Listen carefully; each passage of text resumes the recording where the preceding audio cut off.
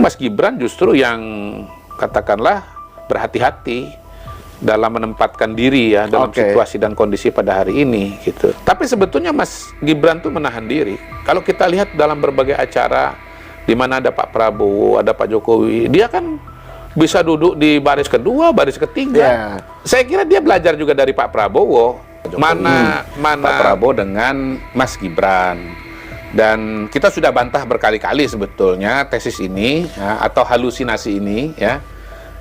Halus ini halu ya halu banyak. Plural ya, halu banyak itu ya.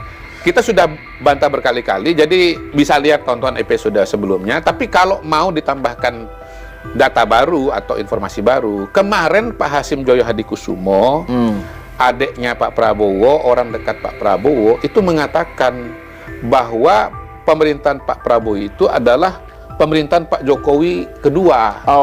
Ya, singkatnya mungkin jilid 2 lah gitu ya. Pak Hasim bicara di acara acara Kadin. Acara Kadin nih. Nih saya bacakan ini ya. Nanti kita bisa tampilkan. Ya. Betul. Ditegaskan Hasim Joyo Hadikusumo, pemerintahan Prabowo Jokowi tahap 2. Dan di sini Pak Hasim menegaskan bahwa soal keberlanjutan program Pak Jokowi itu akan dikerjakan. Salah satunya kelanjutan pembangunan IKN. Kata Hasim, Pak Prabowo berkali-kali menyampaikan komitmennya untuk melanjutkan pembangunan IKN. Ya, IKN sudah Pak Prabowo tetapkan lanjut. Jadi saya kira kalau kita yang menganalisa atau kita yang ngomong, nanti kan orang bilang itu kan kata Anda. Nah, sekarang Anda silakan bantah sih. Iya, gitu. Jadi kalau soal keberlanjutan menurut saya tidak usah dipertanyakan lagi. Kekompakan Pak Jokowi dengan Pak Prabowo juga tidak usah di. Iya, kalau kita baca pernyataan Pak Hasim tadi bahwa Prabowo adalah Jokowi jilid 2 kan intinya mengkonfirmasi tentang keberlanjutan. Dan itu artinya keberlanjutan itu kan pengertiannya Prabowo Gibran. Gitu kan? Karena kan sisi Jokowi yang diwakili oleh pemerintahan ke depan kan Gibran. Jadi sebenarnya ini langsung membatalkan halu-halu tadi ya? Iya, betul. Halu-halu tentang bahwa ini akan pecah. Benar. Terus Jokowi ketar-ketir kayak gitu-gitu ya. Betul. Jadi kayak sudah dengan sudah terkonfirmasi lah. Ya sebetulnya kalau kita bicara dinamika yang betul-betul baru, hemat saya adalah soal rencana pertemuan Prabowo dengan Megawati dan potensi masuknya PDI Perjuangan ke dalam kabinetnya Prabowo kan gitu. Tentu pertanyaannya pertama, apakah pertemuan itu mungkin terjadi atau tidak? Apakah PDI mungkin masuk dalam kabinet atau tidak? Itu bagus atau jelek? Saya kira itu pertanyaan-pertanyaannya. Nah, per hari ini kalau lihat perkembangan yang ada, pertemuan itu di atas 50% kemungkinan akan terjadi.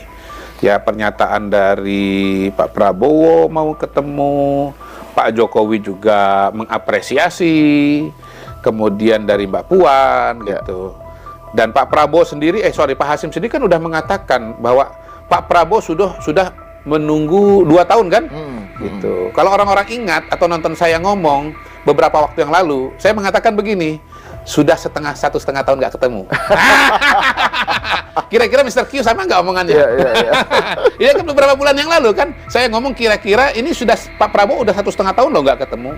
Dan pada hari ini Pak Hasim mengatakan sudah 2 tahun. Gitu. Jadi nyambung juga ini omongan Mr. Q ini. Jadi Pak Prabowo juga mau gitu. Nah, bolanya itu menurut saya ada di Ibu Mega. Apakah mau bergabung atau tidak? Kalau bicara kerjasama politik, pada hari ini kerjasama itu sudah terjadi di parlemen. Memilih ketua DPR, PDI Mbak Puan didukung oleh Gerindra. Memilih ketua MPR, Ahmad Muzani didukung oleh PDIP gitu. Nah, dan seterusnya, anggaran juga RAPBN didukung oleh PDI Perjuangan. Tapi itu kan baru sisi legislatif. Bagaimana sisi eksekutifnya? Ya, sisi eksekutif itu kan soal nanti menteri-menteri akan masuk. Kita udah baca di media massa bahwa wacana PDI Perjuangan masuk ke dalam itu menguat. Bahkan sudah ada nama-namanya. Ada Pak BG, Budi Gunawan, ada Oli Dondo Kambe, ada Abdullah Azwar Anas, gitu. Ya, kalaupun misalnya masuk, menurut saya persoalannya bukan apakah masuk atau tidak masuk, tapi corak pemerintahan seperti apa, suasana seperti apa yang akan terbangun pada saat nanti kader-kader PDI Perjuangan ini masuk ke dalam eksekutif. Apakah kemudian akan menjadi aset atau akan menjadi beban? Itu pasti persoalannya. Pasti itu yang jadi pertimbangan dari sisi Pak Prabowo dan tentu saja dari kita sebagai masyarakat. Gitu. Kita tentu ingin kekuatan politik personalia yang masuk ke dalam pemerintahan itu memperkuat pemerintahan, mempercepat proses-proses yang terjadi, membuat kualitas kebijakan publik pemerintah Prabowo Gibran menjadi lebih berkualitas, kan gitu Mas, gitu. Kalau misalnya Pak Prabowo mau ke kanan, nah pertanyaannya, ini kader-kader PDI ke kanan juga atau ke kiri, kan gitu. Gitu. Pertanyaan ini saya pernah ajukan untuk Golkar, pernah saya ajukan untuk Airlangga Hartarto. Waktu itu saya menilai atau beranggapan bahwa Airlangga itu kalau pemerintahan mau ke kanan dia suka ke kiri, gitu. Nah jangan sampai kasus ini diulangi oleh PDI Perjuangan, gitu. Jadi kita ini istilahnya ya kasih warning lah kepada PDI Perjuangan, kalau memang mau masuk ke dalam, tolong disiplin dengan koalisi yang sudah dimasuki, gitu. Tegak lurus kepada Pak Prabowo. Jangan sampai nanti ya loyalnya kepada bukan presiden, gitu loh. Kan Anda ini mau jadi menteri itu, ya berarti Anda itu pembantunya presiden. Jangan sampai nanti ada kebijakan-kebijakan presiden, kemudian malah malah tidak dikerjakan, gitu. Karena ada dual loyalty itu betul. Ada dua loyalitas, gitu loh. Itu aja yang kita pengen ingatkan kepada PDI Perjuangan. Ini kan kalau kita mengacu pada masa lalu ya, pengalaman sebelumnya soal dual loyalty ini kan misalnya contohnya Pak Ganjar U20 itu, nah, itu kan contoh. Betul. Contoh bagaimana Pak Jokowi presidennya pengen kemana. Betul. Ternyata ini gubernurnya gubernur ya. Ini gubernur dan gubernur kan sama pembantu presiden juga kan. Betul. Jangan sampai menteri Pak Prabowo yang dari PDI Perjuangan akan menjadi Ganjar jilid 2. Gitu. Jangan mengulangi proses itu. Contohlah Pak Prabowo. Pak Prabowo itu disiplin, loyal dia kepada presiden. Ya, bayangkan dia itu kalibernya calon presiden. 2 kali kalah dengan Pak Jokowi, suaranya gede, tapi begitu masuk ke dalam kabinet itu loyalnya 100%, 1000% kepada Pak Jokowi. Partainya loyal dukung Pak Jokowi, Pak Prabowo-nya juga loyal dukung Pak Jokowi. Bahkan gesturnya sangat hormat kepada Pak Jokowi. Sampai jalan di karpet merah aja nggak mau, gitu loh. Mampu nggak PDI Perjuangan mengikuti teladannya Pak Prabowo?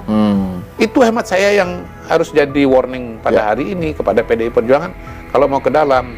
Nah, soal PDI Perjuangan ke dalam dari kacamata akademik ya, atau teoritik lah, ini tentu ada pro dan kontra.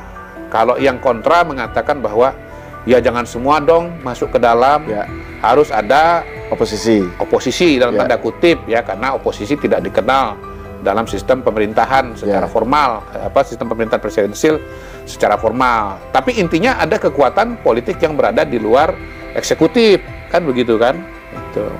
Nah, tapi dari sisi kontra, dari sisi pro, kita bisa mengatakan begini juga, memang target pemerintahan Pak Prabowo ini sangat tinggi, khususnya secara ekonomi, yaitu 8%. Perlu kekompakan, ya, perlu kebersamaan untuk mengejar target-target yang luar biasa, gitu.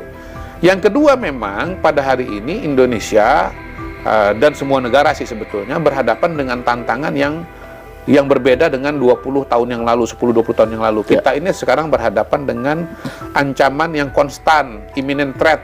Satu pandemi bisa terjadi sewaktu-waktu, kayak COVID itu nggak perlu nunggu 100-200 tahun lagi, bisa terjadi sewaktu-waktu. Yang kedua, ada ancaman perang dunia ketiga yang juga